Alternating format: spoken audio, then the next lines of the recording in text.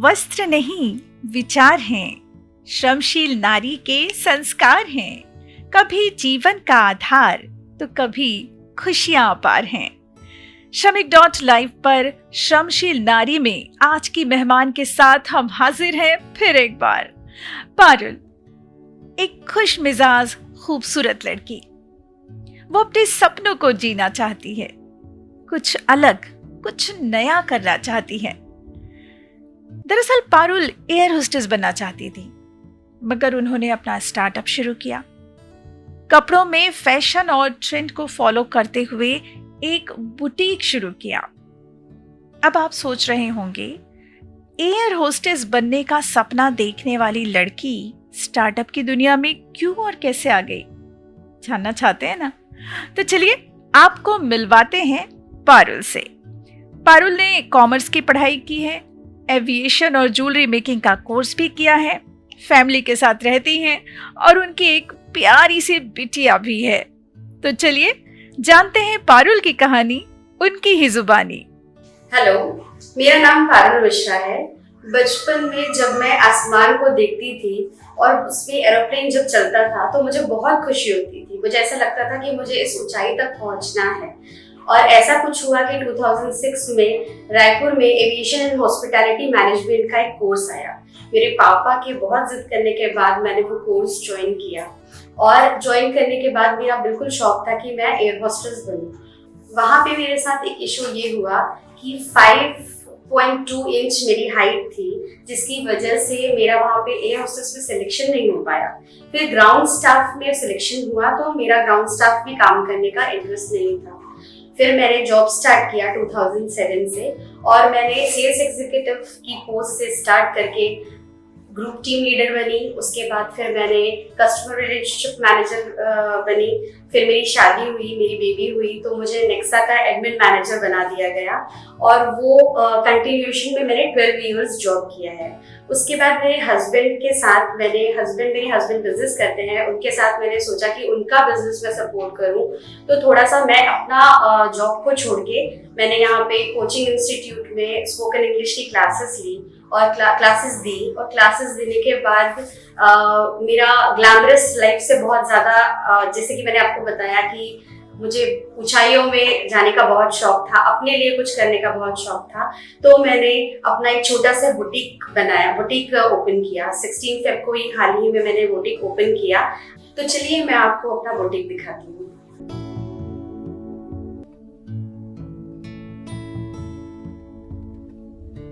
Anya boutique, मेरा boutique मेरी बेटी के नाम पे है। आन्या नाम है, आन्या मिश्रा उसका। और मैंने अपना बुटीक का बिजनेस ऑनलाइन चालू किया था तो काफी सारे कस्टमर्स की डिमांड थी। काफी सारे कस्टमर्स ने सजेस्ट किया कि आप जो ऑनलाइन प्रोडक्ट्स का कैटलॉग्स शेयर करते हो, उससे अच्छा अगर आपके पास फिजिकली स्टॉक्स हो तो फिजिकली स्टॉक आप दिखाएं तो शायद वो और एक की जगह 2 पसंद करे। हो जाता है, वो चीज दिखने में जितना अच्छा से सेल होगा वो ऑनलाइन उतने अच्छे से नहीं सेल होगा।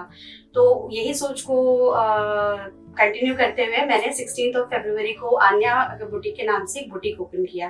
यहाँ पे मेरे पास वाइड रेंज ऑफ सारी कुर्तियाँ हैं, प्लाजो सेट्स हैं, साड़ीज हैं, काफी सारी चीजें हैं। लेकिन ऐसा कुछ हुआ कि 16 फेब के इनॉग्रेशन के बाद 20 मार्च के बाद लॉकडाउन हो गया। और लॉकडाउन हो गया तो ऑब्वियस सी बात है, कस्टमर्स आ नहीं सकते। को काफी दिन तो स्ट्रिक्ट कर्फ्यू लगा। लेकिन उस बीच डिसअपॉइंटमेंट थोड़ा सा हुआ मुझे, लेकिन ऐसा लगा कि कुछ और करना चाहिए। तो मैंने फिर कभी भी सुई में धागा भी नहीं डाला था। मेरी मम्मा हमेशा मुझे कहती थी कि स्टिचिंग सीख लो, क्योंकि वो बहुत ज़्यादा अच्छा स्टिचिंग करती थी।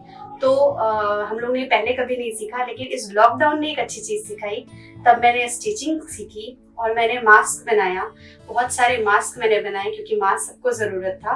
उसके बाद फिर आइडिया आया कि कृष्ण भगवान का पोशाक बनाना चाहिए।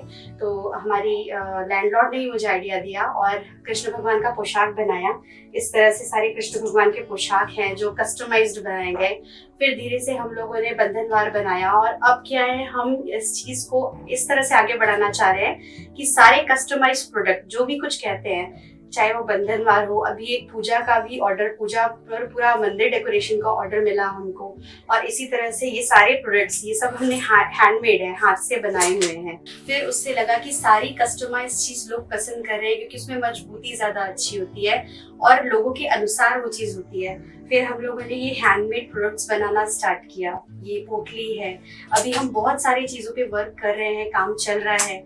वो बंधनवार है, वो बंधनवार भी हम लोगों ने बनाया है, अपने हाथ से बनाया है।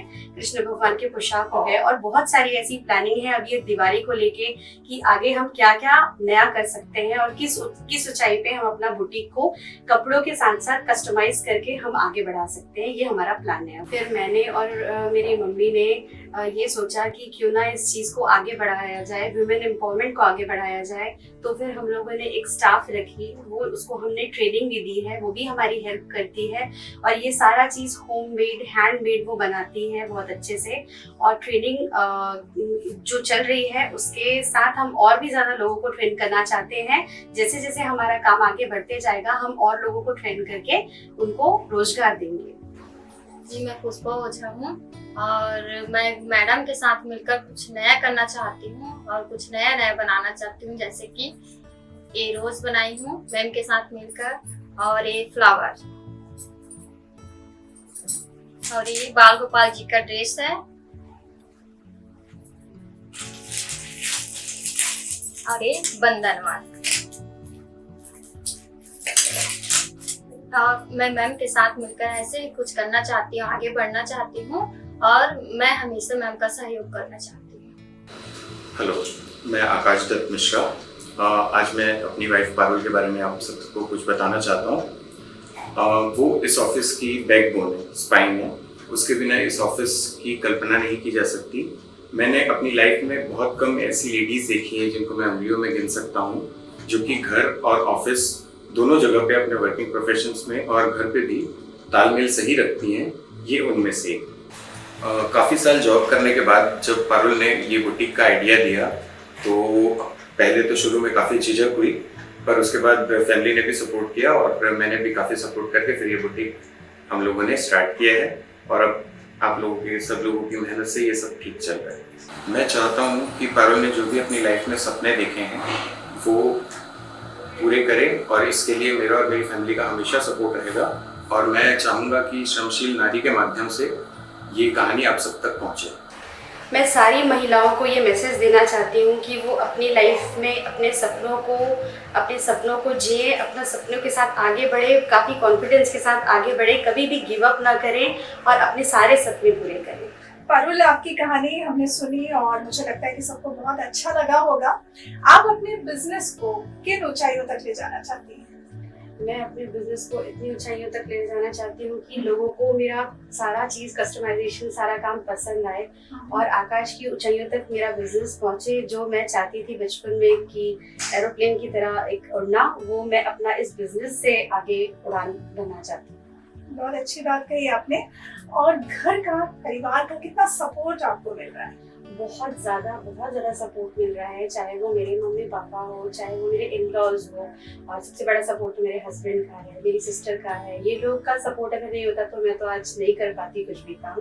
ये लोग ने बहुत सपोर्ट किया। मेरे हस्बैंड का सबसे ज़्यादा सपोर्ट रहा मुझे हर चीज़ में, और मेरी बेटी, मेरी फैमिली, मेरे मम्मी पापा, बहन, सास ससुर, सब ने सपोर्ट किया। किसी ने डिसअपॉइंट कभी नहीं किया। मुझे बहुत अच्छा लगा ये जानकर, क्योंकि ऐसा कम होता है। और क्या क्या प्रॉब्लम्स आई आपको?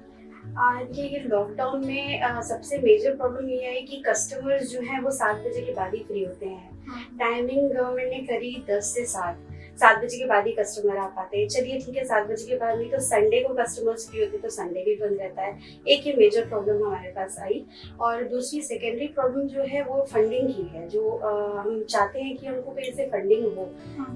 बहुत सारे लोन, प्रधानमंत्री जी ने बहुत सारे लोन करे हैं, लेकिन क्या है वो उस तक हम कनेक्ट नहीं कर पाते या हो नहीं पाता। तो वो हमको सपोर्ट फाइनेंशियली हो और वो हो तो हम बहुत आगे अपना बिजनेस स्टैब्लिश करके बढ़ा सकते हैं। आपने कितने अमाउंट से शुरू किया था अपना बिजनेस? हमने अपना बिजनेस तो मैम बहुत कम अमाउंट से शुरू किया था। मान लीजिए आप, हमने एक स्टॉक रखा था अपना 50 to 70,000 का। उसके बाद से हमने फिर धीरे धीरे स्टॉक बढ़ाने लगे और अभी कंटिन्यूएशन वो चल रहा है। तो आपने जो भी प्रॉब्लम्स बताई हैं अपने बिजनेस को लेके, हम आपकी समस्याओं का समाधान हम अपने एक्सपर्ट से जरूर जानेंगे। पारुल, आपसे मिलकर बहुत अच्छा लगा और मुझे लगता है Shramik.live के सभी दर्शकों को पारुल से मिलकर बहुत खुशी हुई होगी। अगले एपिसोड में हम आपकी मुलाकात करवाएंगे एक और श्रमशील नारी से। तब तक कीजिए इंतजार और अभी के लिए नमस्कार।